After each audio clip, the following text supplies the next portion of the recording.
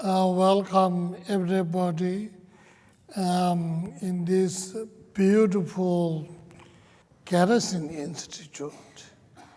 It is a really beautiful area, and we're here to learn projects and maybe meditate and to overcome, if not complete, but a little bit of our negative emotions, such as anger, hatred, obsession, jealousy, etc. Sometimes it's referred as afflictive emotions, but it is a negative emotion because it has negative effect for us. So hopefully, if we are not getting rid of it completely, but reduced and lesser effective to ourselves, so that we can bring some peace, harmony within ourselves. And that is one of our goal and purpose. I've been requested to talk about the wisdom of Buddha's wisdom, based on the five paths in the Buddhist practice, whether it is Theravada path or Mahayana path, both have five paths, and they carry the same name. Path of accumulation of merit, path of action, path of seeing, and path of meditation, and path of no more learning.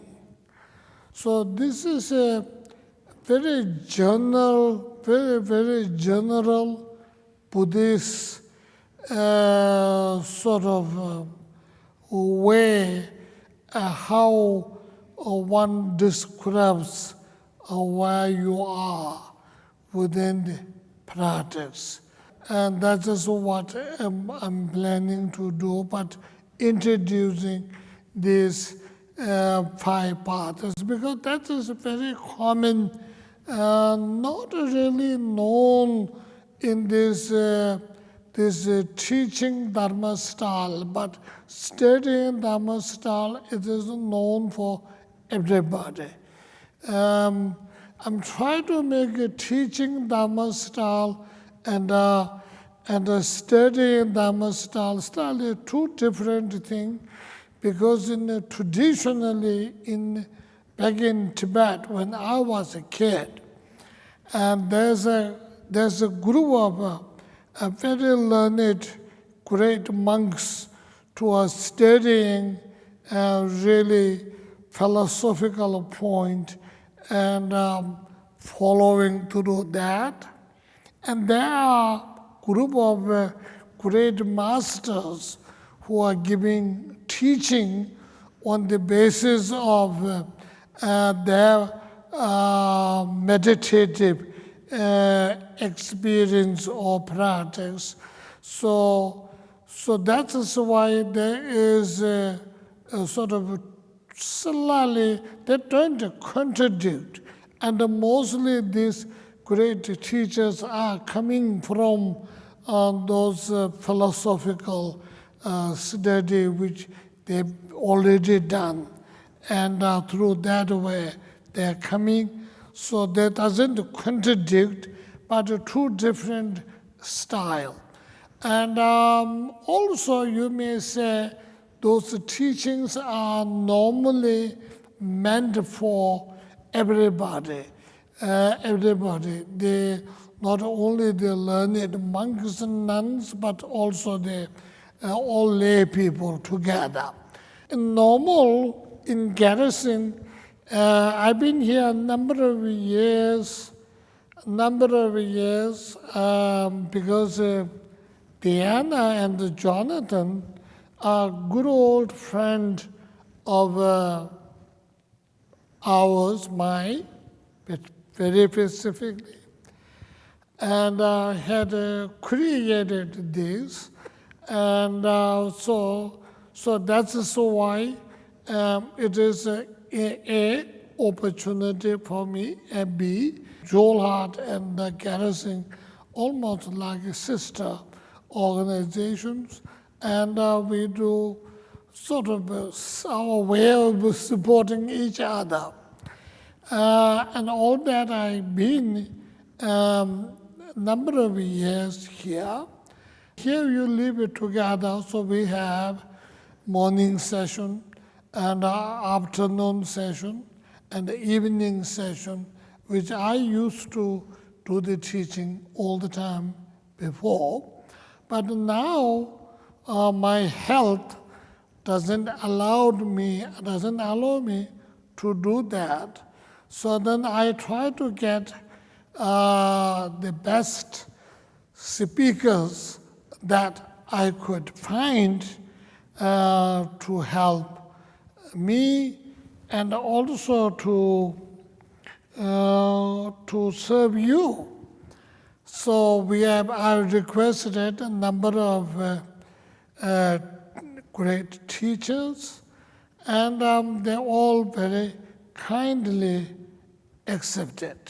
Whatever the reason, you may be here because you would like to hear something, you would like to learn something, you would like to improve your skill, or whatever the reason you may have come. But there's one recommendation from Buddha, and that is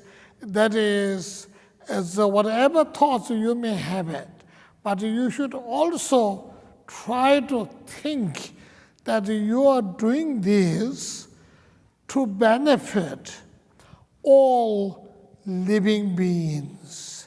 If you have compassion and love as a motivation why you are doing, then it's great. Even you don't have it, just inject somewhere there. It's not spoken out. It is within your mind.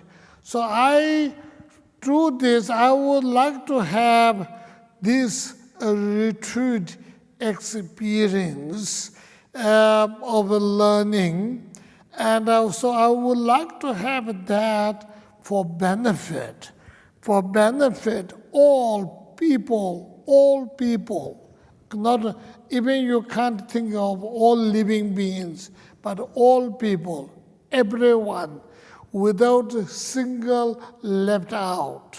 So I would like to do that, sort of changing the motivation, not only for the retreat, but for every day in your life.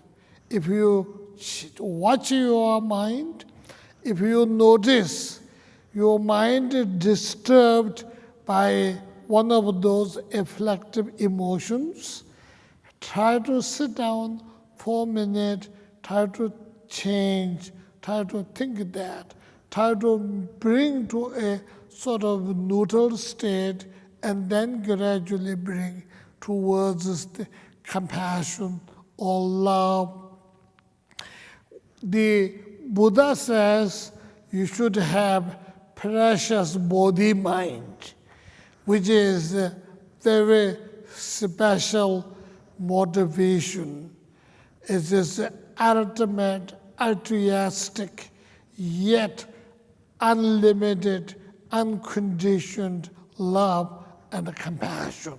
Your spiritual purpose is to become the best you can, which is Buddha. We call it Buddha. Doesn't have to be Buddhist, doesn't have to be Buddha, total enlightenment.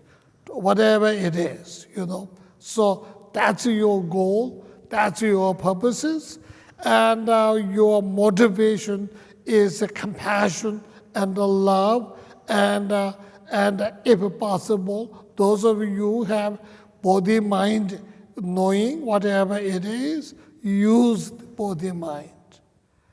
Really, it is a fantastic mind. Everything, whatever you do, even you go to toilet, that becomes virtuous because of your motivation and the mind, the body mind. Keep this motivation throughout the retreat. But after taking that motivation, so you have to be a little gentler than usual. You have to be a little kinder than usual.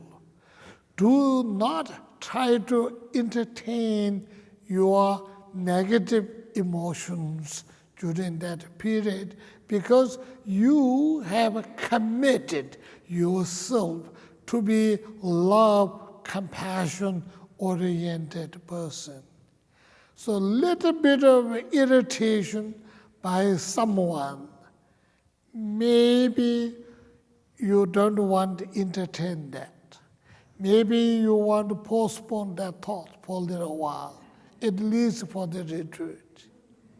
Even that next person is rather irritating you, not eating right, eating very sloppy, throwing everything, everybody's plate.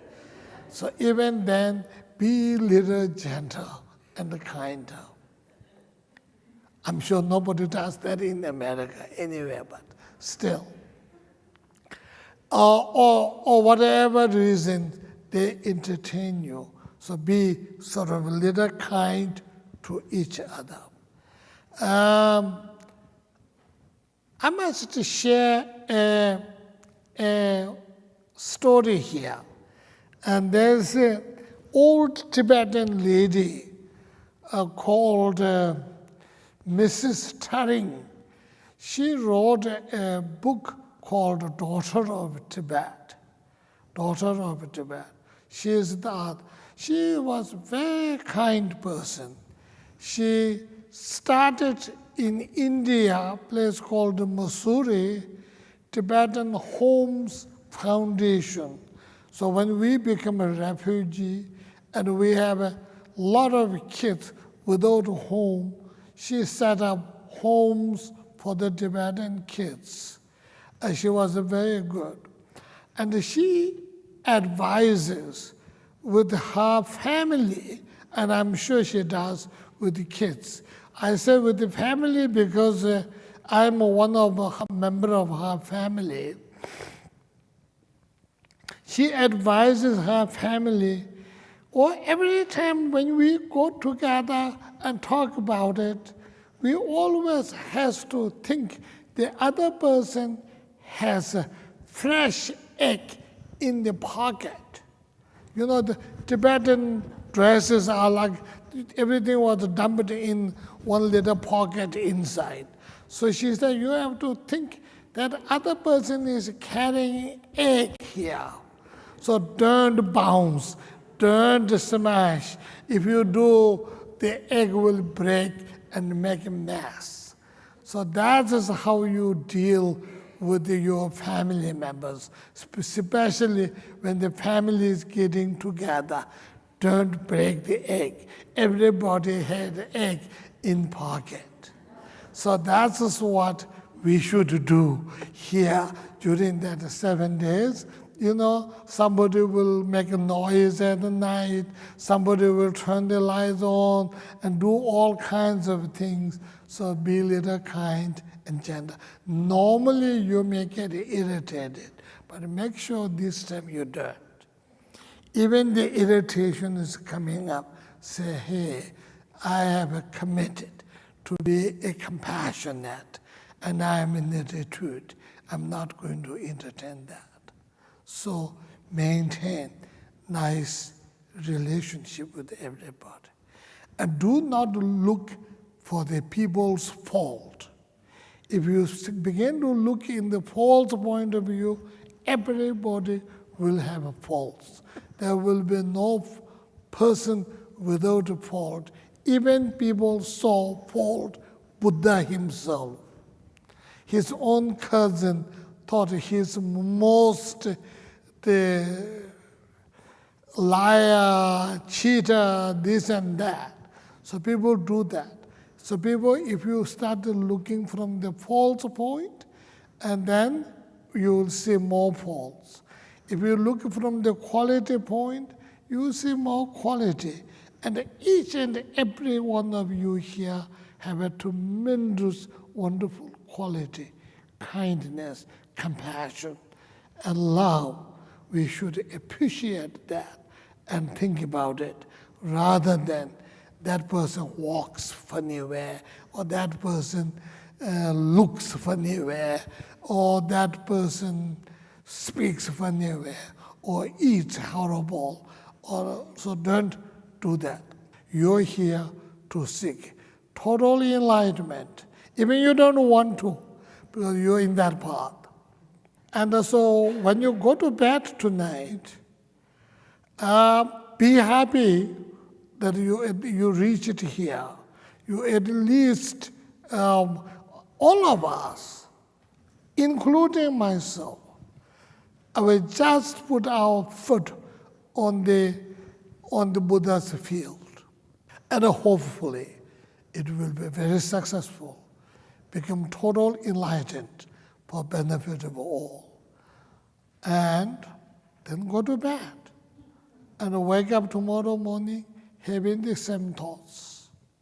Sort of that motivation throughout the retreat, throughout your life will be helpful, very helpful actually. Big difference it makes in karmic rule, huge difference, honestly. Not so much effort, but there's a little thought that makes difference, huge.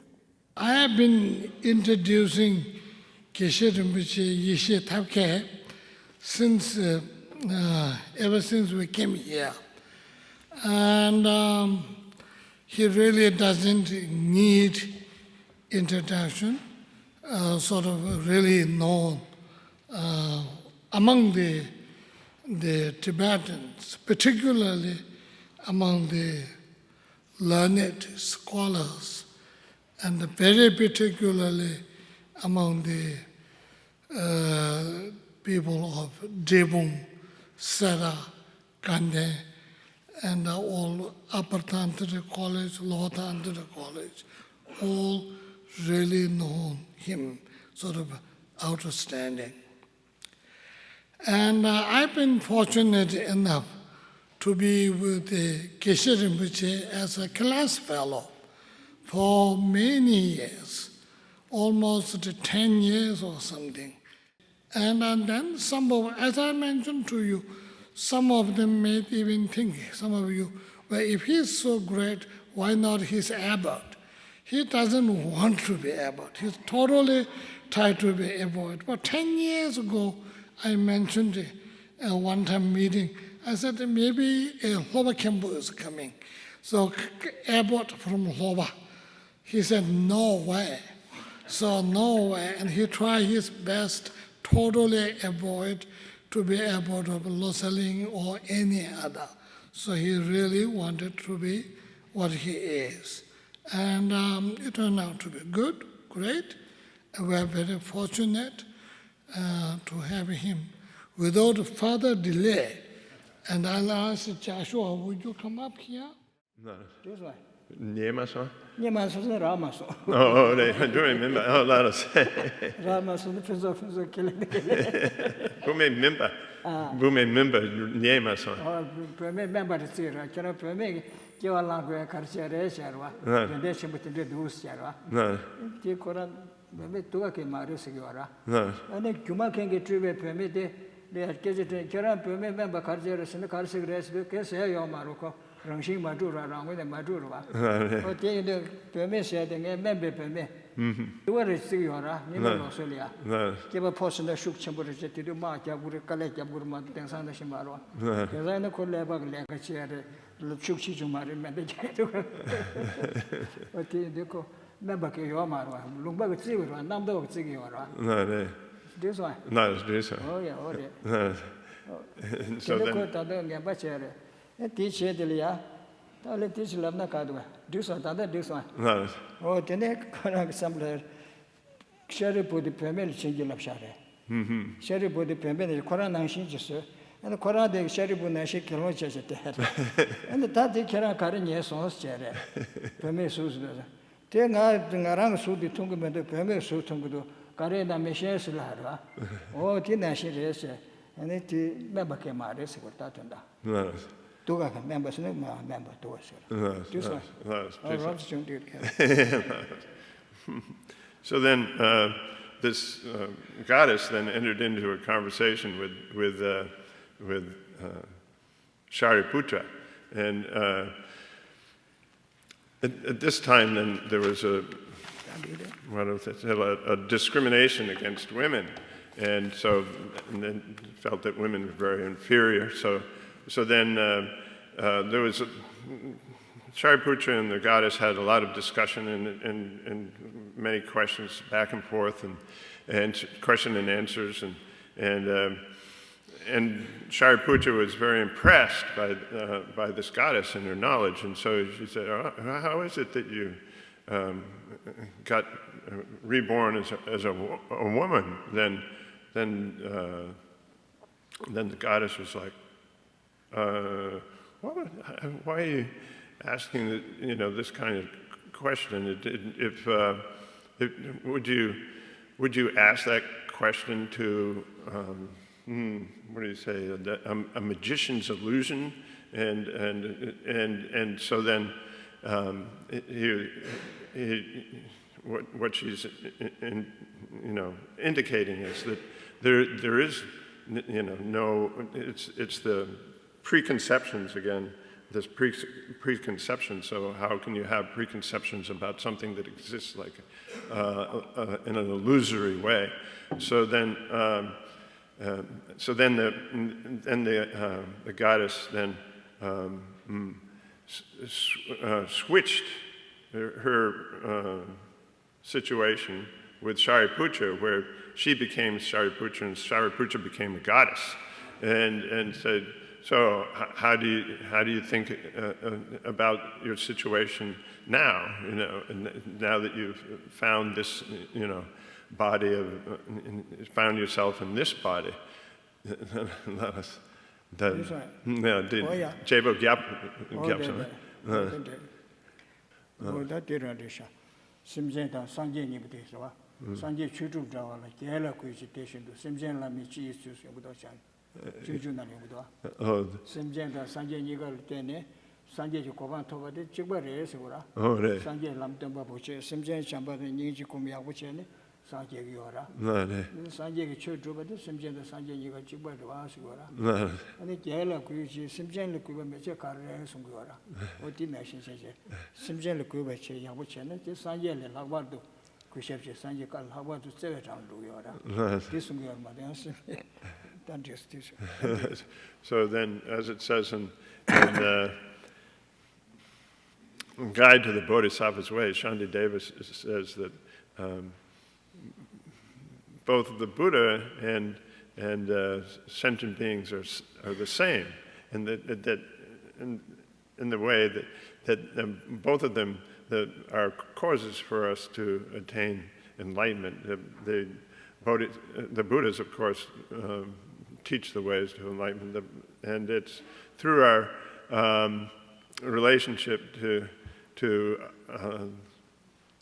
living beings then that we attain enlightenment. So then, why is it that we don't respect all living beings in the same way that we respect the Buddhas? That really we should be more, we should cherish and respect living beings more than the Buddhas. 원래 저 마슈네 양보에 다투 주소. Oh, I gave Rinpoche a lot of trouble here and difficulties for him to stay so long.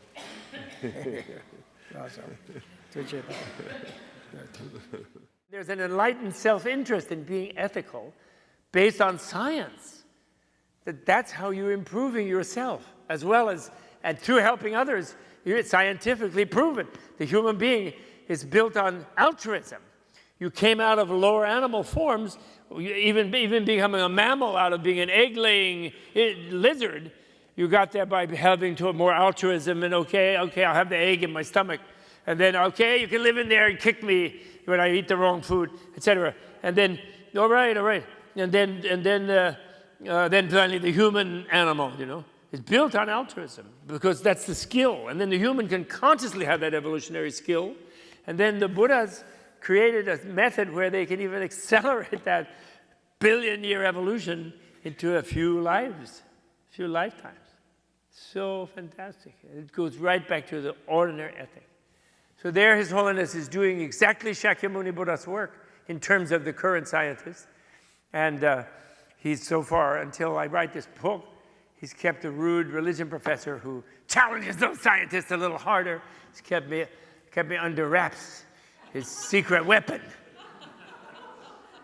But he did it. I was telling someone earlier today, he made me so thrilled in Drebong with the Mind and Life people, who he's always so polite to. There was one quantum guy telling him all kinds of demented things, like, which is their theories, there's two particles in the same space. And never mind that doesn't make sense. That's what it is. Then they split suddenly, and there's no cause of that. It happens without cause. And that doesn't make sense. I know your host doesn't make sense, but that's what we're working with. Some unrealistic theory. In other words, and all the lamas, thousands of them in Drebong, are listening to this, and to them this is insanity. A causeless phenomenon that happens means it would be happening everywhere all the time. Particles would be like, we'd all be cross-eyed with all the particles splitting and occupying, and they'd all be occupying our eyeballs. We'd be completely choked in all these particles that would be omnipresent because they happen all the time without cause. Buddhist scientists, even Sankhya scientists, Vaisheshikas in India, they abandoned that kind of ridiculous thing. Anyway, he finished that. Then the guy felt a little nervous because he could feel that the thousands of lamas he had lost them. And with this glory of this science, this super science, and which they're all respecting so much because it leads to an atom bomb, and they don't want to be blown up, of course. And then Dalai Lama says, in order to placate His Holiness, he says, well, Your Holiness, I think if we push this a little further, these theories, we could get them to where we could organize them as the basis of a theory of secular ethics. Because he knows that's His Holiness buzzword. He loves it. So he thinks that'll make it all right, So His Holiness says, oh, good. If you could do that, I think I would give you a scientist guru hat. He said. So everybody explodes in laughter, all these lamas. And they're good sports, those quantum guys. They're cool. And they're laughing too, but looking a little uneasy. They're not sure quite what that's going to amount to. And then His Holiness reflects a little bit as the laughter dies down. And he says, but I think I'll have those hats made with a number of holes in them, he said. And then everybody's laughing again. And there are holes in the hat. And then they're thinking, well, we're in South India. It's hot. Maybe it's kind of ventilation, like one of those Australian hats, And then finally His Holiness draws himself up on behalf of Drebong Inner Science Monastic University, and he says, to go along with the holes in your theories. And I'm in Bangkok watching this on live stream because it's the right time of day, close to the right time of day. So I'm going, yay! Finally, I unleashed. The monster is out of the box, who says, karma is science. Shunyata is physics. Karma is biology. It isn't Buddhist business, and the scientists don't have to worry about it, and they can keep their materialism. No way. No way can they keep their materialism and keep wrecking the planet, because what is at the root of refusing? It's not just the politicians' fault. It is very much the politicians' fault. And it's very much the propagandized media in this country's fault, paid for by these wealthy coal people and oil people. You know, like Francis's Laudato Si, the great Pope Francis. Have you heard any mention of that since he released it? And embarrassed Jeb Bush? Has it been in the media? Anybody notice? Basically not. The occasional Bill McKibben piece. But basically not there. Disappeared. So it is their fault. But the deeper fault is these scientists who, like Freeman Dyson, who go and say, oh, never mind, drill, baby, drill. Of course we're going to wreck the planet, that's human nature, and we'll all go to Mars anyway. High frontier. Or we'll think of a way, we'll shoot up something into the stratosphere that will block the sun, and it'll, or we'll send out aerosols up there that will eat all the carbon in the sky, and it'll just fall down harmlessly as little glops of turn to diamonds maybe. Or a bunch of, or Ray Kurzweil, who's like, we'll all be downloaded into robot bodies by that time. 2045, we'll all be robots, so we can live in a methane ocean, who cares? Because we'll be these perfect robots. And the Daleks, he's going to be we'll all be a bunch of Daleks. So anyway, I wanted to come back down from the stratosphere of the perfection stage and the communion body and bliss void indivisible into ethics. So therefore, when Lama Zopa liberates a bunch of donkeys or fish or turtles, or when you do, you go buy a sheep and liberate it, that's bliss. That's bliss void indivisible. That's skill. You're evolving toward Buddhahood. When when you're even nice to somebody who you would like to punch, that's bliss. That's a bliss void indivisible. It goes down, it's evolutionary skill. It isn't like I have to be a good boy because somebody will spank me if I'm not. It's like if I'm not a good boy, I'm going to be a miserable boy, in addition to making them miserable. That's a better way of thinking it, because then you really do it. Right? Do you agree? Okay, I'm sorry. I know you're not blissful. You're tired. It's been a long day. I have to leave tomorrow morning really early. I'll miss you tomorrow. Thank you so much for honoring me by listening to me. Thank you, Rinpoche. Oh, what? What? There's my guru. My Lama. What? There he is. I thought you went away. I didn't even see you. You sneaked up. Mr. Doorway.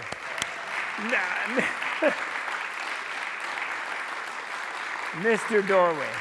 Thank you so much for your effort. So we have these teachings, and then I think it's helpful to look at them and say, well, what does this mean for my personal practice? It's kind of like, this is like the litmus test. I think of it as the litmus test. Are you a person who's reached the attitude of a person of small capacity or not? This is on page 261.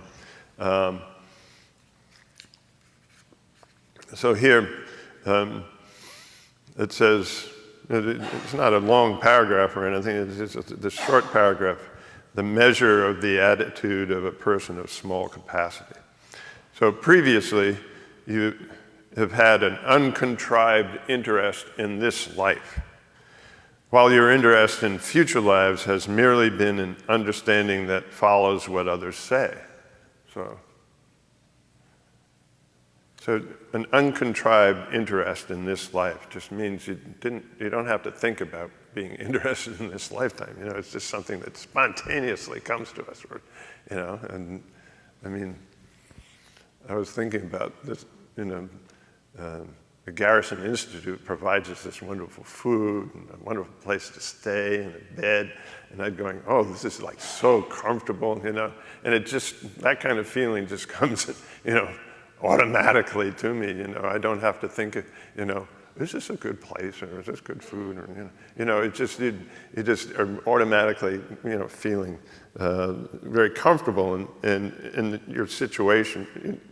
We find situations in our life that provide us with comfort, and we just don't even think about having to provide ourselves with friends and family and a place to stay and the comfort the comforts of whatever the Tibetan Buddhist Learning Center in my case in Northwest New Jersey, and all these things come very automatically to us. So then our interest in future lives has been merely an understanding of that follows what others say. This is previously what we were talking about, that the understanding has to be this very profound, change of your mind. That idea of having a certain knowledge, right? A certain knowledge. It has to be a very profound change. So you have generated this attitude of a person of small capacity when these interests change places, so that your interest in the future life has become paramount, while your interest in this life has become merely incidental. So it's just automatic for you to think about your future life and anything that you do. And you take great care with everything that you do so that it acts as a cause for you to attain a better future life. And then he said, this is something that Rinpoche mentioned. However, you must make this attitude stable. Okay, even you have this, this attitude, you reach this kind of certainty. If you don't then continue to cultivate it and increase it, there's a danger that you're going to lose it. So thus, once it has occurred, cultivate it diligently, is what Je Tsongkhapa advises. So this is really the litmus test for transforming your mind, so that you're just automatically always thinking about, cultivating causes in this lifetime to take effect as a fortunate rebirth in your next lifetime. And so then we're working on the practices of a person with small capacity. So one way of thinking about this is about this kind of attitude is a very good example in the commentary on the great treatise by Geshe Lundrup Sopa. It's called Steps on the Path to Enlightenment. He says it's like reaching one city on the way to another. It's like if you're on the way to you live on the West Coast and you arrive in New York City as just a stopover for the night, and then you have to stay a few more days or something like that, and you're on your way to Paris. So it's like your goal, what you're doing is you're mainly thinking about all your arrangements for Paris, right? And then you're in New York City, so you got a nice place to stay or something. Just sort of your basic needs. You're not really attracted by all the nightlife in New York City. You're just thinking about, I want to be in Paris. So it's like that.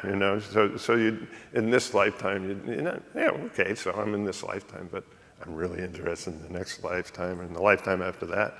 So I'm doing all my things to prepare for that. That's a good example. So then your practice for providing for your future lifetimes becomes your fundamental motivating force. It's just like a very powerful experience. But then Geshe Tabke has a very realistic approach to this, where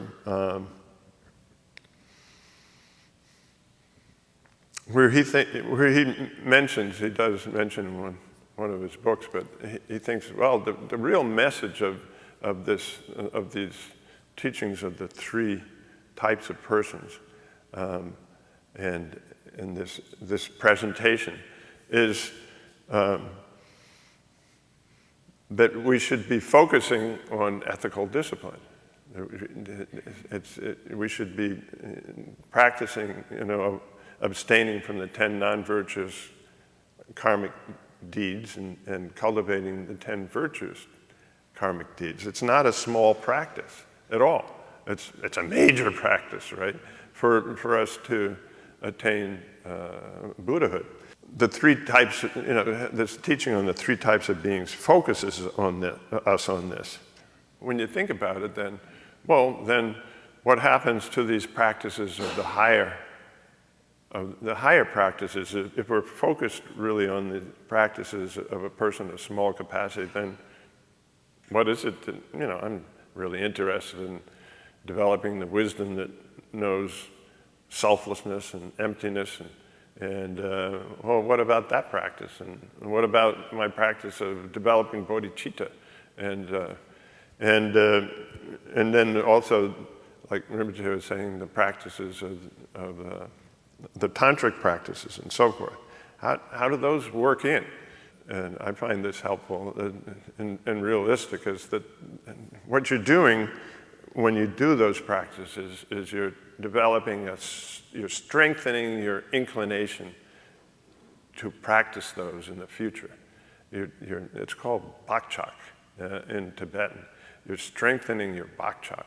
And bakchak is nothing to be belittled, okay? It's what makes it possible in our future lifetimes to meet with the teachings again, and these, in particular, these teachings, and then to sort of be able to pick up our practice of them again. But we have to be realistic that transformation is something that doesn't happen quickly, okay? It's not like some kind of sudden transformation, and you can't like jump to the higher levels of practice. And then, so the example that's given is like dyeing a cloth. You have to clean, in order for it to get the color, it has to be brought to, the cloth has to be completely clean, okay? And then it absorbs the color. It's a certain process of cleaning such that and so then if our interest in future lives can become uncontrived, then what happens is that then you're ready to practice the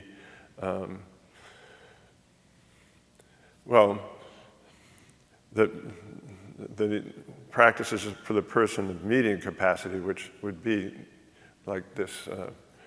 The way Geshe-la talks about it is, it's basically eliminating the afflictions, but it's overcoming, and it's developing a sense of impartiality, because when the major afflictions are ignorance, attachment, and hostility, the 3 poisons. So the more you reduce your attachment and hostility, the more you get this kind of impartial attitude, such that you're not favoring those who you like against those who you dislike and so forth. You become non-partisan, and in other words, impartial. So then that comes about. That kind of transformation comes about because you've got this uncontrived,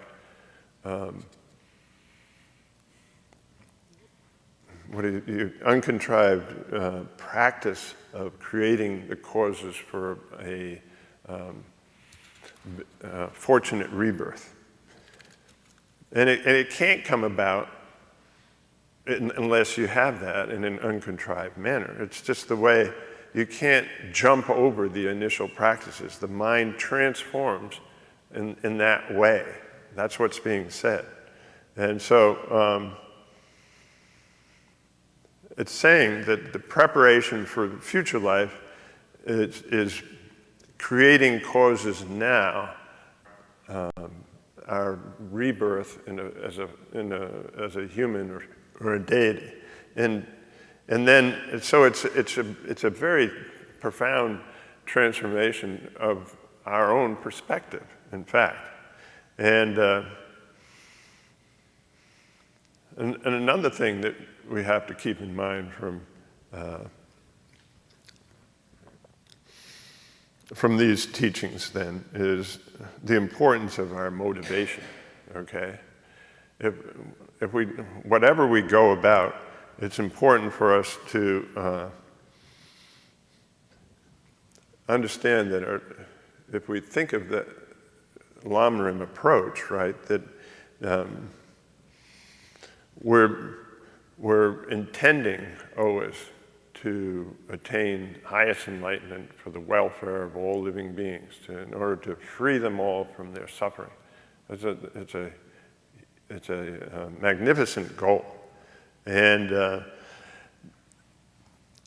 when we share the practices of the persons of small capacity, the persons of medium capacity, then we're not sharing their motivation. Okay, it's that we're always focused on that goal of attaining highest enlightenment for the sake of all beings. That's all I had to say.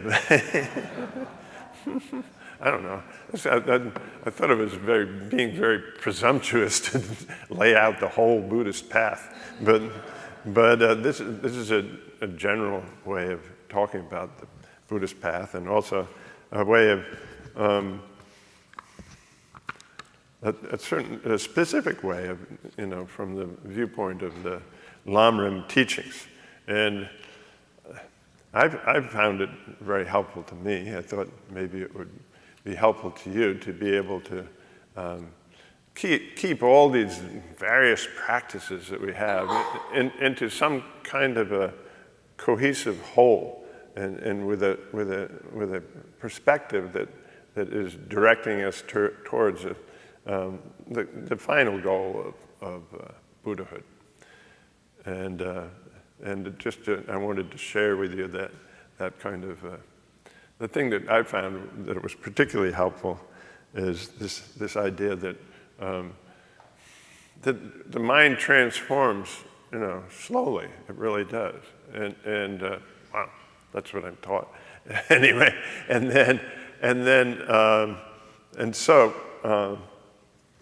so when we're practicing, when we're meditating on compassion, for all beings, or we're meditating on selflessness and emptiness, and we have to put it into perspective. This I think, Geshe-la's perspective of that we're creating a very strong inclination to these practices in the future, and that's one way it's humbling, but it's realistic as well, because like Bob was saying, that it's very difficult for us to be really focused on future lives, because we come from a culture that it's not at all focused in that way. We're just very focused on this lifetime, and future lives becomes like some kind of story or something like that. And so then, so we really have to focus on those practices for a person of small capacity, and focus on our ethical discipline. So, thank you all for giving me the opportunity. Good evening, everybody. I want to first thank you for being here, and thank Rinpoche for the beautiful teachings he's been giving us all week, and the amazing talks that we've been receiving from our other Sangha members and colleagues. They've been extraordinary, and it's a little hard for me to sit up here and follow the likes of Bob Thurman and Philip Glass, and certainly Rinpoche. So Rinpoche asked me, or he mentioned, when he asked me to speak, if I would consider talking about the 3 principles of the path. And I said yes, because this has been an essential teaching for me ever since the day that I started studying with Gelek Rimpoche, which is probably about 24, 25 years ago. And I always go back to this teaching. I feel that it's, for me, a heart teaching. It's the teaching that grounds everything else that I'm learning through the practices and all the other teachings that I've been receiving. So it's an essential teaching for me. I go back to it time and time again. We've had this kind of dualistic view that there's us and then the other. And that has created within our species since the very beginning a kind of tribalism.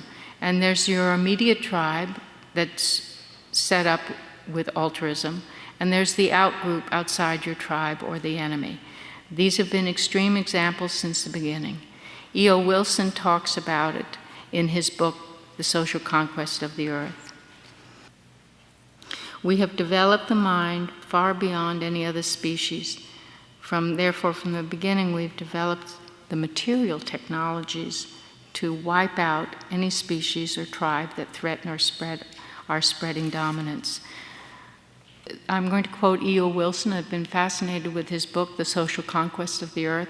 E.O. Wilson is a Pulitzer Prize winner, New York bestseller, is regarded as one of the world's preeminent biologists and naturalists, and a professor from Harvard University. And his quote is, "We have created a Star Wars civilization with Stone Age emotions, medieval institutions, and godlike technology. We thrash around about, and we are terribly confused by the mere fact of our existence, and a danger to ourselves and to the rest of life." What he fails to recognize, and what a lot of scientists fail to recognize, is that we've had the technology, the inner technology of the mind, to create a balance for that.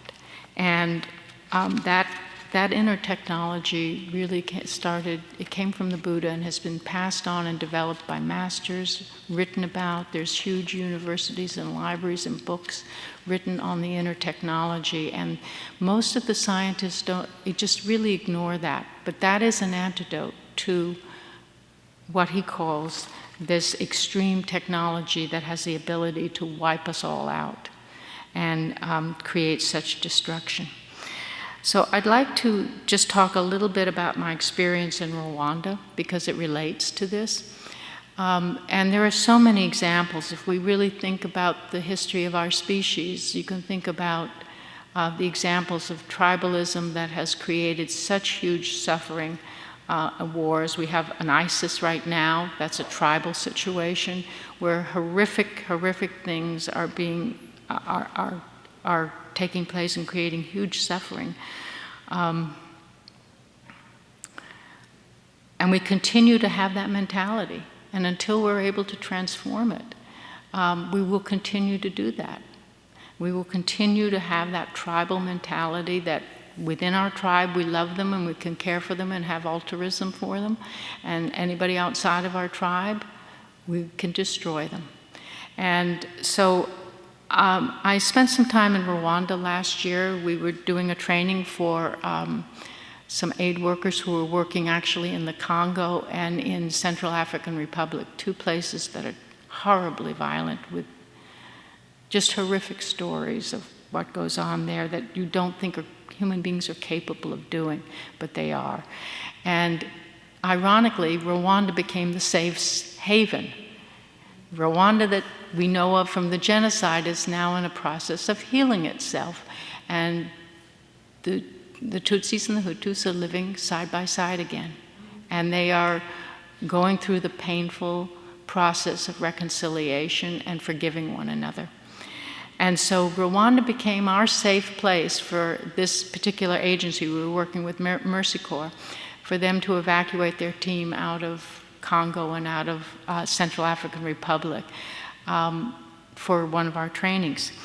And so I had a chance to spend time in Rwanda, and I read some accounts and books and stories and of the genocide that took place there. And I'd like to just share a little bit of that with you, because I think it's part of what we're talking about when we talk about a delusioned mind going to the extremes, where you lose your control completely, and you don't even recognize yourself in the process. And the effect of your delusions and the kind of violence that you're capable of creating is beyond anything that we humans think is possible. But the stories that I heard from both the victims and the perpetrators in Rwanda were pretty devastating. They each won, in these horrible stories, both sides said that they had lost their sense of what it was to be a human being. They both said they talked not feeling human, of being reduced below animals. So the hunted, or the victims, I don't know if I should tell you, they every day would run. Now these are neighbors, and they were neighbors living side by side for a long time, friends in the same communities, in the same villages, and then one day a switch happened and the bloodletting started. The victims would run all night long, naked, in the swamps to hide from being hunted the next morning. You know, they would bury themselves in the swamp with a straw to breathe air, and covered in leeches, and pray that they would not be slaughtered that day. The perpetrators would get up in the morning and sing and dance and drink a lot of alcohol and pick up their machetes and go hunting. And they would brag about how many people they cut down. And it didn't matter if it was a child, an old woman, a pregnant woman. Often they left them bleeding, half dead, bleeding to death in the mud. And they would keep going, hacking. And then they would come back, and they would, at the end of the day, sing songs and drink more alcohol and cheer each other on for the next day. This is inhuman. They said that, they say it in their stories. They say, we became clouded with the red blood. Our eyes couldn't see anymore. We were taken over. Our minds were completely gone in a craze of killing. So like the killing fields of Cambodia, the examples go on and on. But I find that in myself, I find that I'm having compassion for the perpetrators and the victims, for the hunters and the hunted. They both have delusion mind. They both have lost what it took to be a human being. And and it takes me back immediately to the 3 principles of the path. And the only way out for all of us is to develop our minds in such a way as to not be capable of descending into this confusion and ignorance and this bloodthirst that drives us beyond our own recognition of ourselves to create such a level of suffering.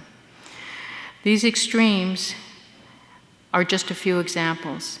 But how we balance our meditation practice and look to our own samsara and our own circle of existence and understand its nature, to let it go and build the determination to be free, to develop true equanimity towards all sentient beings, is really the pathway.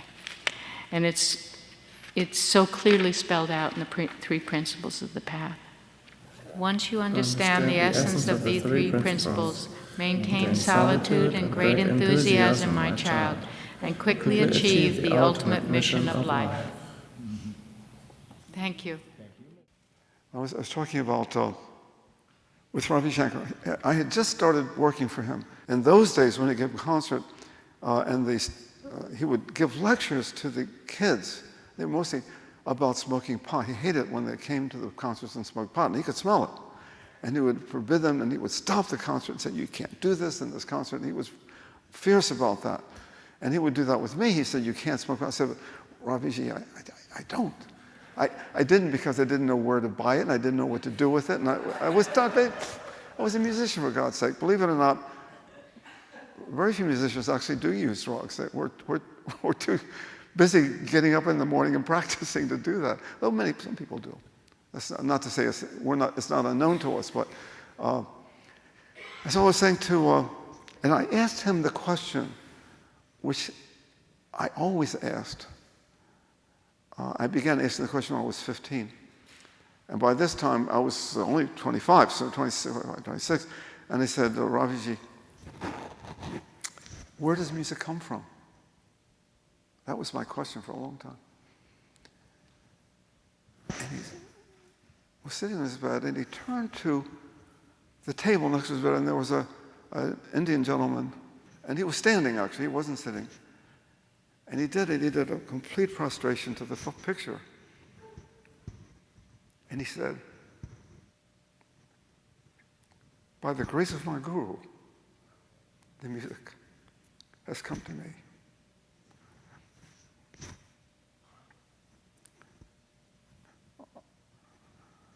I stopped asking that question. I have asked other questions since then. Talking to people, I'm really used to doing this. You can really ask me something stupid, and I'll make it sound interesting.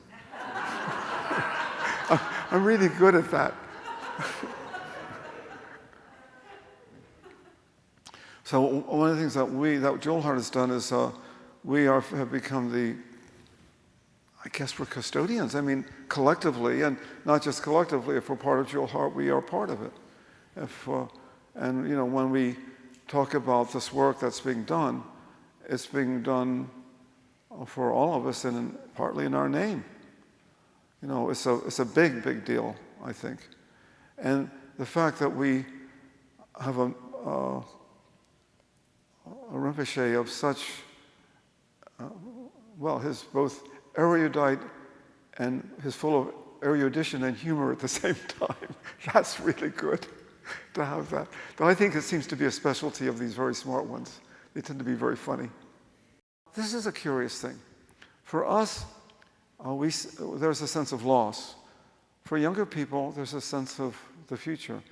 On the other hand, there's no question that the civil society or the qualities of civil society that are dear to us are being eroded in front of our eyes, not only because of poor management of guns or violence or whatever you want to call it.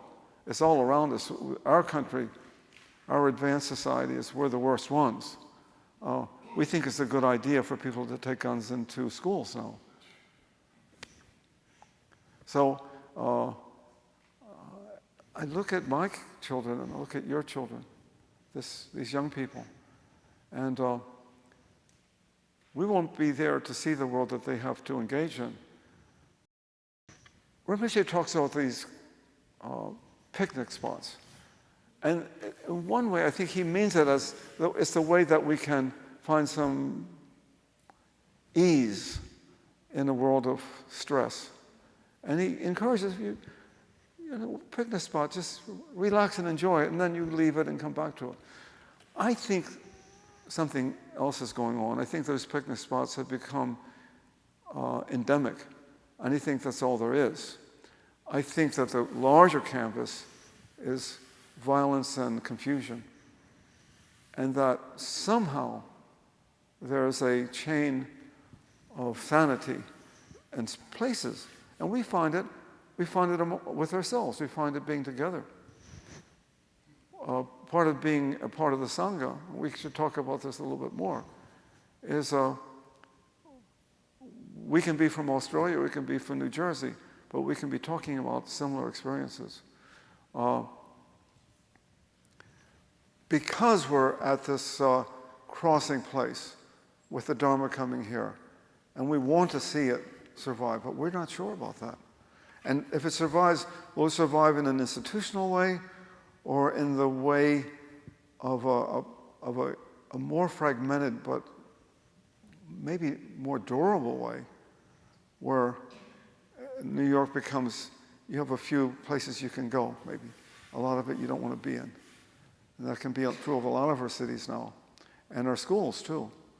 This is a deeply cultural phenomenon, what we do here. We're taking a wisdom from 2,500 years ago, and somehow it makes sense to us, or close enough so that we're willing to spend the time to make it make sense. And we'll do that, and we'll put in the time. I know people here who spend 2 hours a day doing this stuff. Some people don't do very much, some people do more. It's not even a question of that. People will do what they're able to do. It's not even a rule about, no one at Johot says you have to meditate 30 minutes a day. In fact, my personal feeling is that even the word meditation is a useless word. It causes too much confusion. Someone's doing TM, someone's doing, so we're all meditating. Are we all meditating? No. Let's get rid of that. Why even talk about it? Well, when we say, what are you doing? I said, I'm paying attention.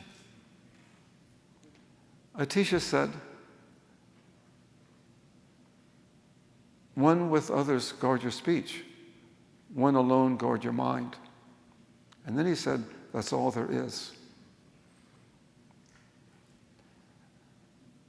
Do I have to say, when people say, how many hours do you meditate a day? I don't even answer. I don't even know the answer to the question. I don't even understand the question. On the other hand, when we talk about, now attentive is an interesting word. Attending means to be present. Did you attend the ceremony? I was there. To be attentive means to be present. To be present would be, to be truly present would be a very evolved state of mind.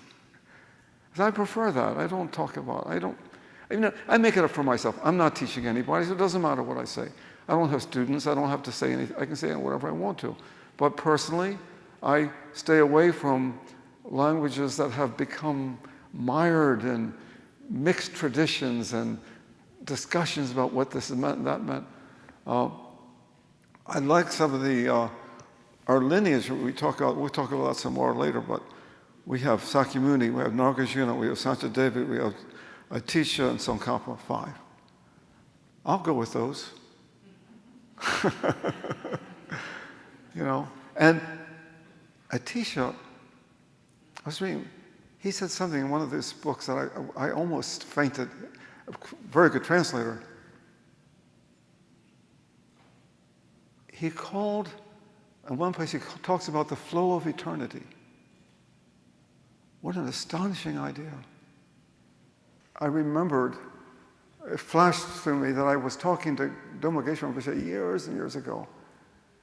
And he was a very funny guy. Did some of you know him? A handful of people did. He was a funny guy. I was sitting with him having tea. He liked to have tea. He could cook too, Sometimes he would cook, sometimes he would make me cook, or sometimes someone else would cook. I learned to make ting momo. I made it for him once. He thought it was great. I did it once. I was afraid to do it again because it wouldn't be as good. But anyway, we were sitting and having tea, and he said, he'd like to say things like this. There are 3,000 universes. I said, really? He said, yeah, 3,000. So we contemplated this for a moment as we could see it between us. And I said, is one of them made of music? And he said, oh, yes. I said, could I go there? He said, hopefully. I'm done. Why we cannot have the pure compassion? Because we have self-cherishing. So we can't do this. Where we go, first we say I, then others. So for compassion, we have to say other first. So this is the opposite. So we know that the worst obstacle, maybe best obstacle, whatever. So the biggest obstacle of compassion is self-cherishing. That's why even in Lama Chopa it says, Rani Jebar Zimbe, Jonne de Midu Dunga Kibi Yutone, Lenan de la Conto Sonche de Danze Dunjin Jomartin Chingelo. You all know this, I'm right. So I just read that translation in the book yesterday, so I put it here, I'm going to read it. So it says, saying that the chronic disease of self-cherishing in the cause of my unwanted suffering inspired me to put the blame where blame is due and vanquish the great demon of clinging to self. So the main meaning is that main meaning of this verse is that you have to vanquish grasping at self in order to cure self-cherishing disease. So we have to stop grasping at self. For what? For cure that disease, self-cherishing. So they are connection. So how do we stop grasping at self? So we have to know there's no self. There's no independent self. So this is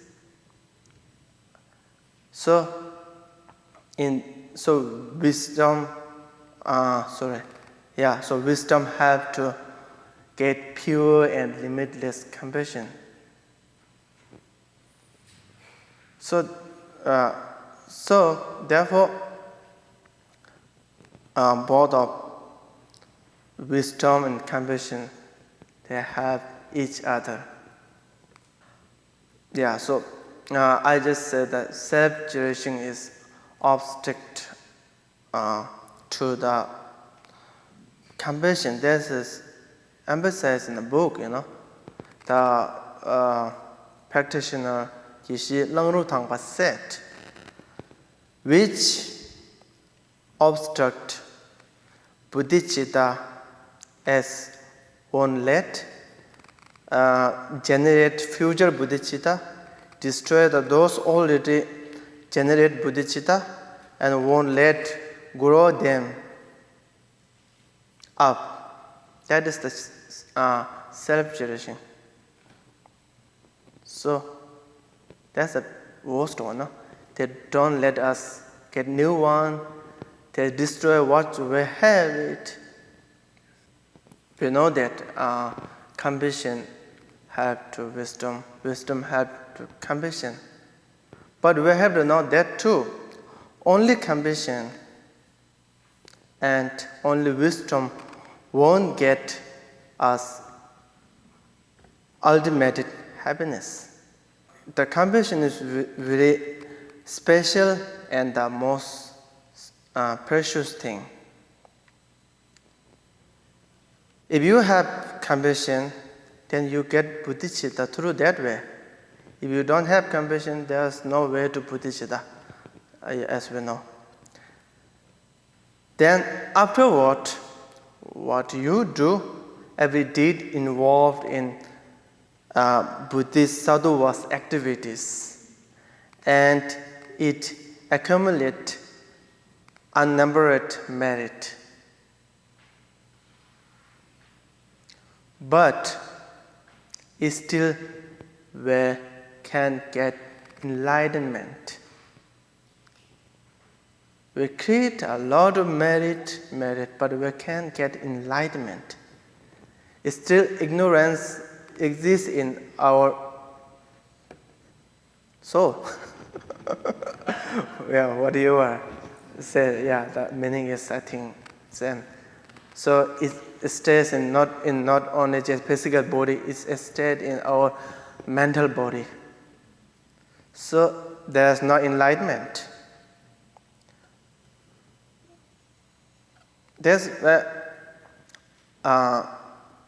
the Arahat or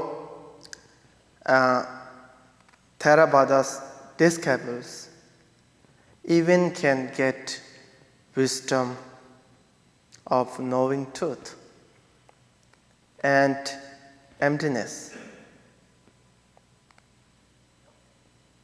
You know? So only wisdom is not that important. I mean, it does not work. They have wisdom. Some arahata knows what is emptiness. They know is in as we see the object. They know that way. What do we call it? In raw. Is it? Not according with, not through the technique. They can tell it like they saw it by their naked eye. But it's still, they are just arahat. They are not way to enlightenment. They are going to other way. Final ways may be same, but currently they are going that way. Yeah. So, but still they have wisdom. But what they don't have is limitless compassion. So, limitless means there's two ways. I think one is that limitless means they have compassion for everybody, any beings, creatures. They don't have this one. They have compassion, but they don't do this. They say, oh, this is not my business. Like that, oh, that's not my business. Yeah. So they don't have that limitless compassion, and they don't want to eliminate others' ignorance, all kind of ignorance. You are used to say there's two kinds of ignorance. One kind of ignorance just cover to know the true nature of phenomena. One kind of ignorance cover everything. Even though we know the true nature, we don't know everything. Only Buddha knows everything. Only enlightened person knows everything. This kind of ignorance is called ignorance for just knowing. So, but they don't want to get rid of all those ignorance. They just want to get rid of ignorance which cause for samsara. So, but they don't have compassion, then, after they don't have limitless compassion, so they don't get to enlightenment. So we need compassion too. So to get enlightenment, we need wisdom of knowing emptiness or truth and the compassion. What? What's time? Just 5 minutes, I'm right?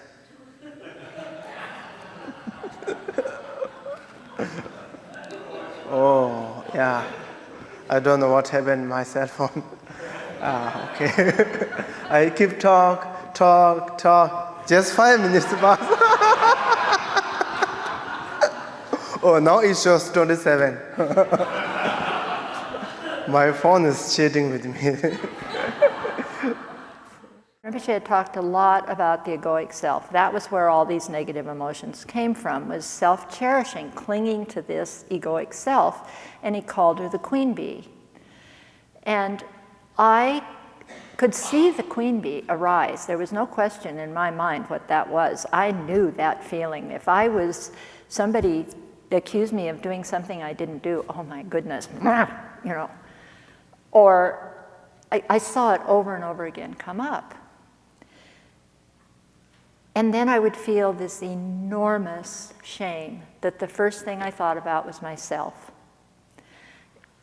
I just felt such shame and such guilt. And then when I felt guilt, I would get angry because I was feeling guilty, and then I would become mean. So, you know, this was a cycle that was so hard for me to break because I was identifying with that mind stream completely.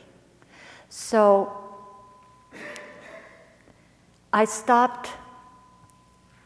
Rinpoche would get me to stop doing that for very brief periods of time by showing me how silly it was to identify with those mind streams and to tell me, don't blame yourself. It's just as bad to blame yourself as it is to blame other people. It was easy. The self-criticism for me was pretty easy because my dad wanted me to be my best, and the way he accomplished that was through criticism, which was what had happened to him. And nothing was ever good enough, which is what had happened to him. So I internalized that voice. That voice I had. I didn't realize when we get into our negativities that way, what happens is you get a very, very strong sense of self with a great deal of pride. And I came to think of that as a morbid sense of self-obsession. I still couldn't deal with the queen bee because that chain was so strong in me. But I found a way that really worked, humor. When the queen bee would come up, I'd suddenly see Queen Frederica on her high horse, rearing up, teeth bared, ready to fix it, you know, or to cause somebody some trouble. And then I would laugh, and that moment of laughter, that actually laughing at myself, really made a difference to me. And Rinpoche, as you know, his sense of humor is spectacular. He's always modeling for us that ability to laugh at what's going on, to find the humor in a situation. And let me blame it on being Norwegian. Humor was not top on my list. So this was really good. And then he taught me and of course we all learned this, right? This is all in the preliminaries. When I lost the battle with the queen bee, purify, purify, purify. I am constantly purifying. He taught us that bodhicitta is the very best way of purifying, to actually think, instead of the most magnificent me, to think of the other first, and what can we do? What can I do? So, but when I couldn't do that, then say mantras. When I couldn't even do that, clean. So Rinpoche mentioned a couple days ago that messiness meant that you gossiped a lot in a previous life. Well, I must have gossiped a huge amount because I was so messy. And I'm not now, because I've been cleaning for 15 years and getting rid of stuff and clarifying my space. I'm constantly purifying because I have so much to purify. And I think, for me, these preliminaries involve so much cleaning up and learning how to do things nicely, and simply, to be as simple as we possibly can be, and to always set our intention. So after about 5 years of listening to Rinpoche, I finally got the fact that when he said you should set your intention, and then when you finish an act, you should dedicate it, he really was serious about that was something he really wanted us to do. I just couldn't remember. So I would set an intention, and he said the first thing in the morning when you wake up, what we're supposed to do is first give thanks for this precious human life. And then we're supposed to set an intention that we may practice throughout the day, that we may watch our minds, correct our thinking, and ask for blessings to understand the wisdom teachings. And in addition to that, just in case I get struck dead between getting up in the morning and my first cup of coffee, I do prostrations. And the first thing I do is I take refuge in the Guru, Buddha, Dharma, the Sangha, and Tara. And then I do a 7-limb prayer doing prostrations. And then I dedicate that hopefully this will help me become enlightened so that I can be of use to other people. And by that time, I'm in a better mood than when I wake up, because I wake up in default position, and default position to me is kind of grumpy.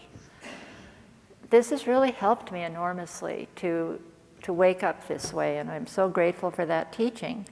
So I've learned that by constantly setting my intention, an energy flow is created. And this is something I learned in painting, that when I'm painting, I have to keep starting again and again as I'm working, because, you know, I kind of fall asleep and then I go, oh, no, no, no, start again, wake up, start again.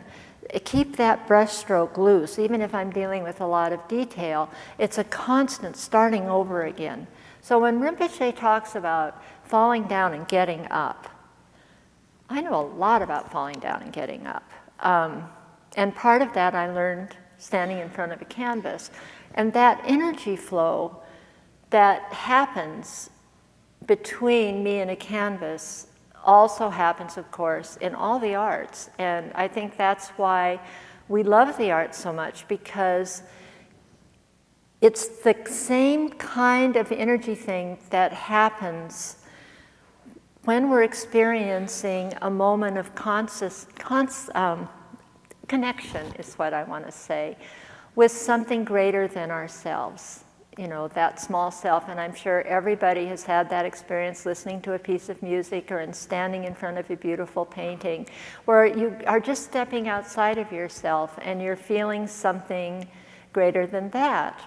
And so wanting to learn how to do that in my life is why I keep being here, because I don't know how to do that. I can practice, I can act, I can reason it out, I can sit and do analytic meditation. So, of course, the negative emotions come from this precious me.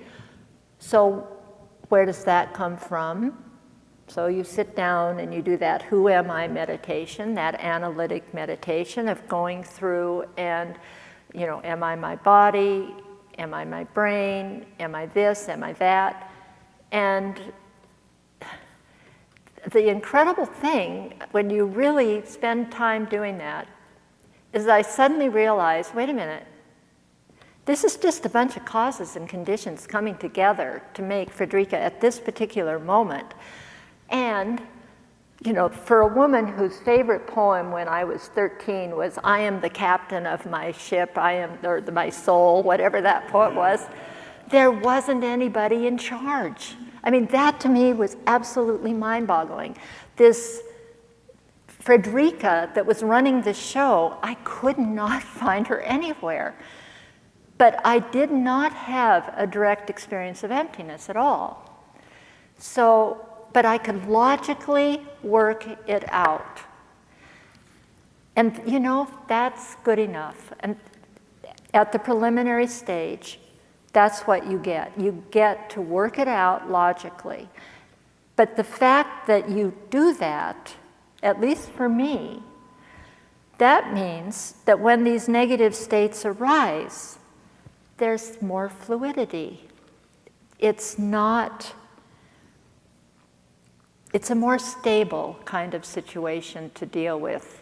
Well, even though it's more fluid, it gives me time. I have time to stop. So here I am, I'm ranting and raving, and I can stop.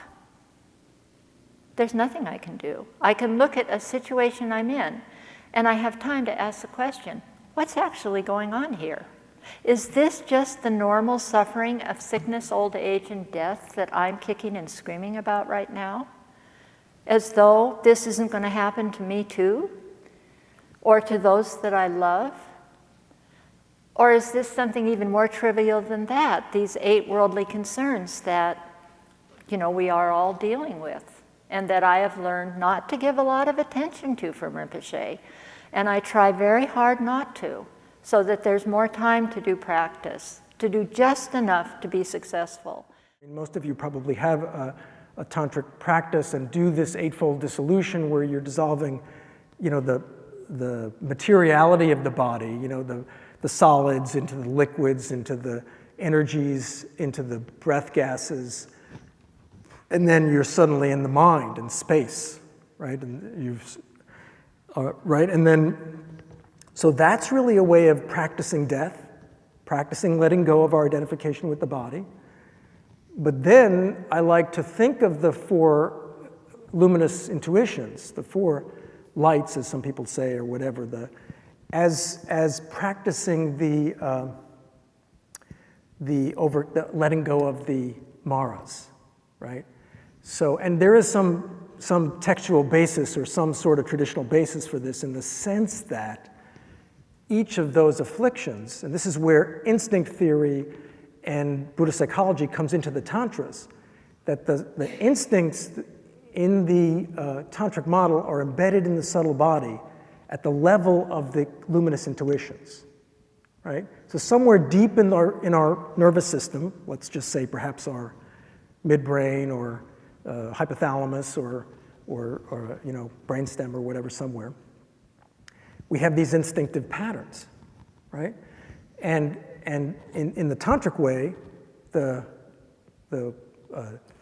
moonlight, the luminous intuition or lucid intuition that has the quality of moonlight, the first one, is actually generated. The light is lit not by the moon, obviously, or some other kind of special magical thing. The light comes from abandoning the desirous instincts. It comes from abandoning instinctive patterns of attachment.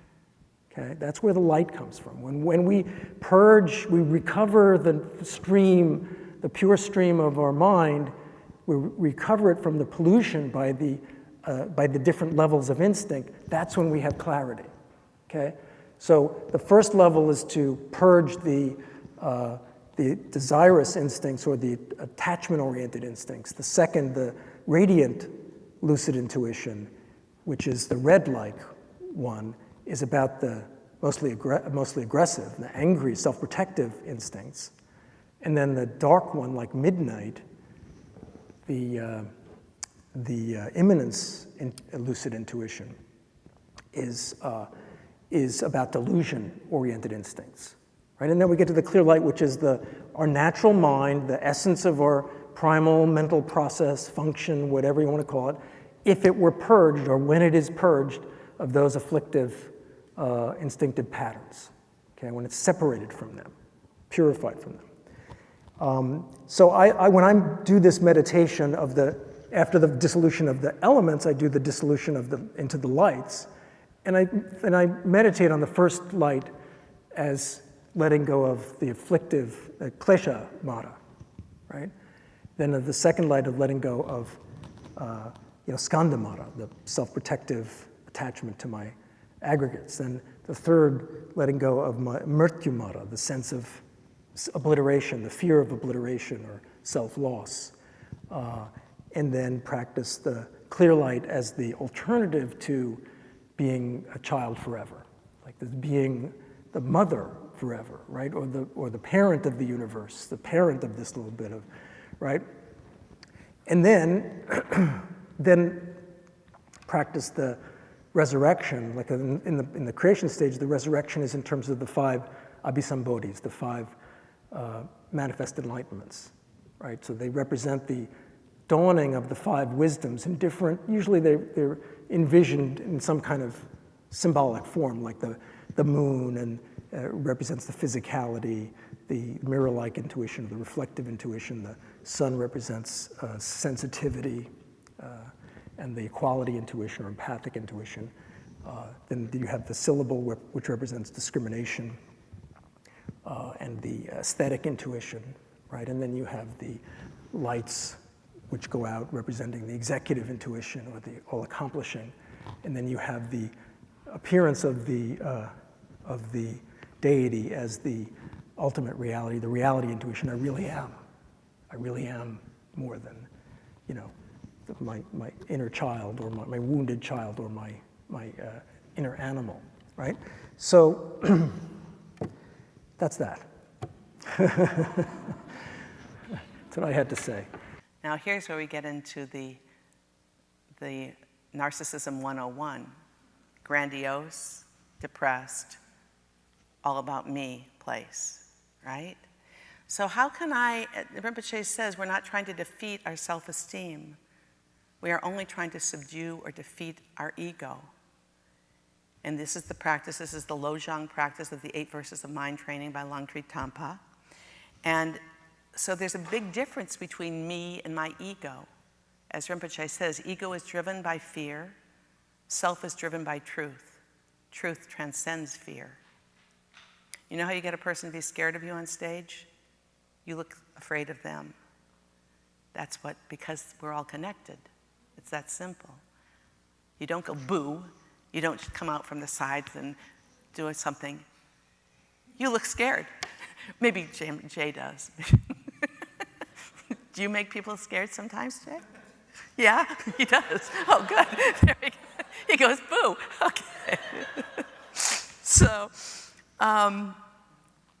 what, and Rinpoche talked about this, the one that he's talking about is the grandiose one in this particular teaching that I took in Cleveland in 2005. He's saying, you know, it's that one, the Miss Know-It-All. Oh, I know that. Oh, I know that. Oh, yeah, I know that already. And the habit of mind that would not let anything in. Nothing new can come in. You are simply a full pot, and you're so defending that little tiny place in you that feels unworthy and unable to feel okay and to feel that you have worth or anything. So you're out there doing all that stuff, and it's called like with a lion's paw that wants to just jump on somebody else because, you know, you've got to protect all this. But he says, look, we don't really know what reality is. That's all an artificial game we're playing. The artificial game of, you know, the car or the home, just as he was talking today. And so true reality goes beyond this. And to be, what he says, to not be controlled by false perception, the best way is to keep yourself humble. Now, how do you keep yourself humble?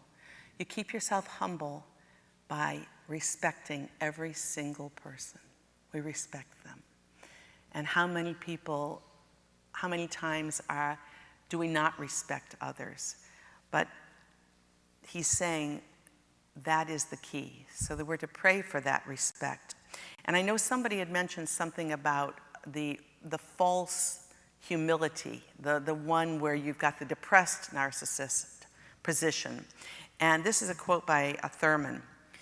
He says, the teacher is looking for the knowledge of the students, not for their ignorance. Because of the sense of keeping a distance between ourselves and the Dharma, there is this great temptation in any religion to wallow in non-attainment. It is the greatest thing not to have attained and to be the victim and to be the one who needs religion. That is a safe thing. You can just wait there until some savior comes and do it for you later.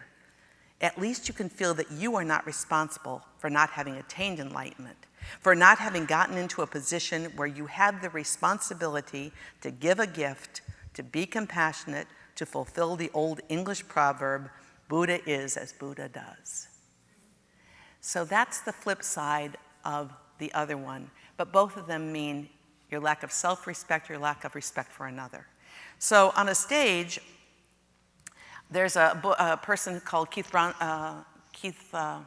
Johnstone, and he calls it offers that you give each other. You're giving an offer, and he believes that everything is high status, low status. You're always working with either a position of low status that scenes are made out of a low status offer from someone or a high status offer from someone. And so that to me is about fixed identity. It's about, we need role repertoire. We need to be able to play both. If we need it in a scene, and in life, the thing is to just be present and not be wearing that armor of, I know everything, I got it all covered, don't worry about me, or, I'm not sure I belong here, I don't think I have a place at the table. Those kinds of experiences, and to get out of that fixed sense of it. So it takes a risk to go and improvise, but we're doing it every moment, we're doing it every day. We never stop improvising until we die, and then we'll still keep improvising. The Bardot in the next life, we're always going to improvise. So there are ways to be more skillful about improvising. There's no more skillful improviser than Rinpoche. He's always skillful. We have wonderful people in our Sangha, and there was one who's a writer. He's German. He's written many of our pieces, our comedy show things that we do. But he wrote Austin Extraordinary Powers years ago. And I played Frau Frabisina. And this was the song that I had to sing, and I thought I would sing it to you just because Rinpoche did bring it up this morning. Okay, here goes. I'm not a singer, but okay. Ignorance brings compositional actions, which leads to consciousness, then name and form. Here come the senses and contact like 6. These are a few of the dependent links. Contact brings feeling, and feeling brings craving. Craving brings grasping, and bingo, existence. Then you're born, you grow old, and die, which stinks.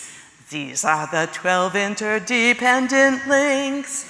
When the pig oinks, when the cock crows, cock-a-doodle-doo, when the snake is bad. I simply remember the dependent links, and then I don't feel so sad. You have heard all kinds of variety, different pieces of information here and there. So all these informations, you have to collect them back together, make it one useful thing for you, which is necessary. Otherwise, it is scattered information. Here you heard, here there I heard, all this will not do. So all has to be collected in. Experience of the people who very kindly share their experience, you have to plug in wherever you have difficulties, and wherever you don't have difficulties, wherever you can plug in, you should. Particularly, people share difficulties, how they've been able to help. You have to plug that with you very much. Generally, what did you gain out of this retreat? When you go back, what can you take it with you? You have heard the qualities of a 5 wisdom sabat to leading to Buddha. Is that applicable to your life at this moment? May or may not be. Will be later, but may or may not be right now. But whatever you have heard, these are the things that are possible to become with you. But also we have learned one thing. It is extremely difficult to reach on the path, to be ordinary, to be from the lay person. This Buddhist funny way of counting lay person, ordinary person, and extraordinary person. We're all lay level, beginning level, kindergarten level, lay level. This is a very, very long way. So all this experience of Buddha and disciples and the Tibetan masters thereafter in very practical form of a stage of development, which is really the roadmap. How do I lead myself within the lay people to enter into the path? How do I do? Once I enter the path, things are much easier. Once I entered the second part, even easier. Once I entered third part, it's almost like automatic thereafter. Knowing that, making the individual walking through the roadmap. The roadmap is nothing more or less than earlier Tibetan teachers have put them in the little prayer form.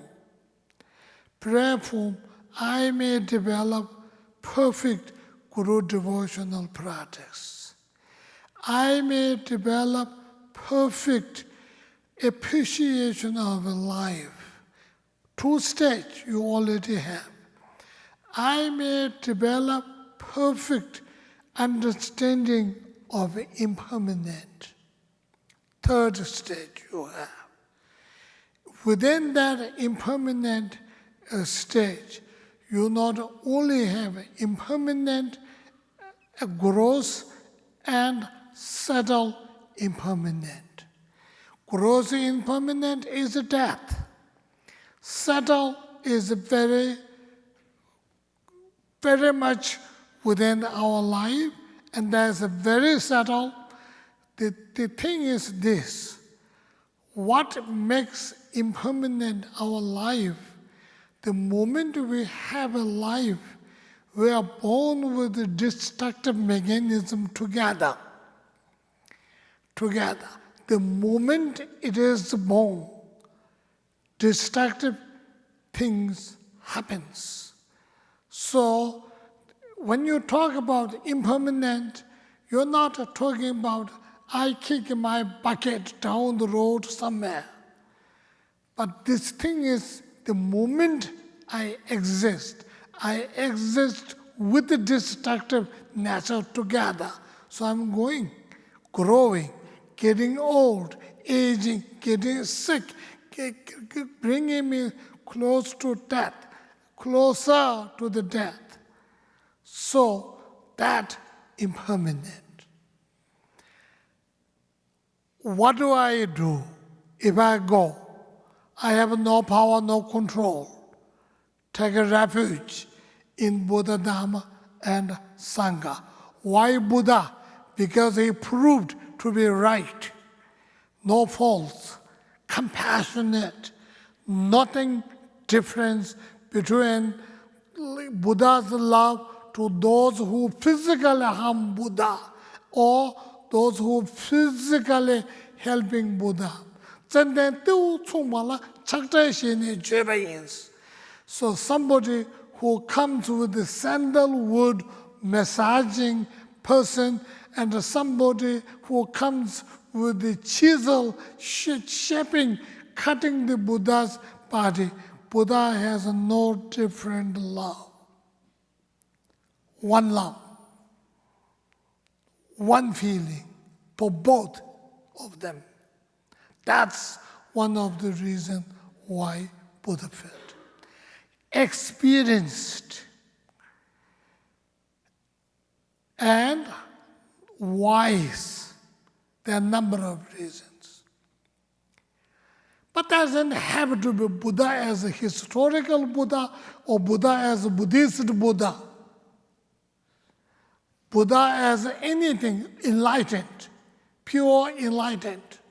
who have those qualities, whatever Jesus or Muhammad or whatever it is, if they have that quality, that's that. Anyway, taking refuge means to totally rely on.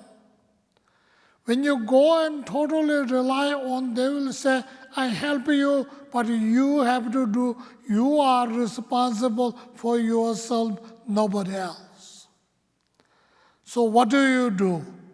Positive and negative deeds, or a term called wise and unwise deeds. That's what it is.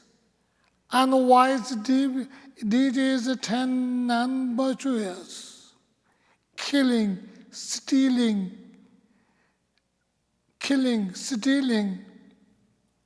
sexual misconduct. It's funny, when you look at the sexual misconduct, some people say, they look in the Tibetan books, they say, oh, you're having had the sex at the wrong time, wrong place. That's not so much is. Violence, raping is sexual misconduct, no question. Whoever is raping whom, man, woman, whatever, it is very much sexual misconduct, and many more. That is sexual misconduct. Lying and creating, not telling truth and making funny. Sometimes people try to be diplomatic, not try to tell truth and try to cover it up, create more trouble. That is non-virtuous. Right or wrong, tell the truth. Maybe gently, yes. And some people will say, well, I don't want to tell because so and so other people will get into trouble. And that creates more trouble. Lie, to cover one lie, you lie more and more and more and more. And then you become a liar. Suffering creating gossip. Suffering for yourself and for others. Being mean. Wanted to be hurt people. And totally not believing anything. Not necessarily not believing in dharma or not that, but totally you don't believe in anything. So, these are the 10 virtue, non-virtue. That's how it works. And that gives us moral ground. That provides us to be a good person. When you keep on building that, your negativities goes down, your positivities will gain. So when there's no more water coming, there's no more flood. Flood of negativities, no more coming because no more water you're supplying. It's very simple and difficult to do. And not only as we have difficulties in life, even life after life, everybody else we have it. So equanimity, which is extremely difficult, extremely important. We as Americans, we know equality, equanimity, how important it is. But if you bring that to your practice, yourself, you wanted to look at people, look at yourself. There is no equality. There is no equanimity. It only exists in the Constitution and in our words and the letters. We don't. So you have to make that reality. That's also why you do a lot of those equality meditations. What you wanted, what they wanted, why you are superior than they, why they are inferior, less important than you. And you say, because it's me. Why me is so important? Because of my perception, my ego. And all this way try to develop compassion. Compassion. Compassion to all. To all. Without developing love, you cannot develop compassion. If you feel poor thing, sorry, without love, it is not a compassion. It is pity feeling. It is maybe sympathy. It's a pity feeling. So you don't want a pity feeling. Nobody wants. Compassion is acceptable. So develop compassion for yourself and for others. Then seeking enlightenment, because total knowledge makes totally difference. So moving towards this and the total dedication. And that way, whatever you do, even you eat, drink, chit-chat, walk around, sleeping, all becomes positive, virtuous deed because of this power of the mind. Chanchu simje chuna keji kowa zora dambe nyamdana deshe nemchi seshe joje jiden lami jibe chakjan jus. The moment you develop the body mind, you become bodhisattva. The young bodhisattvas are totally taken care of by the senior bodhisattvas and the Buddhas.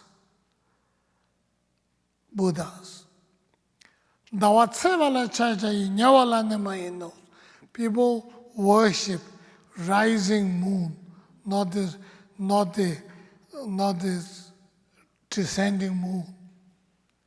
So you are really get into there.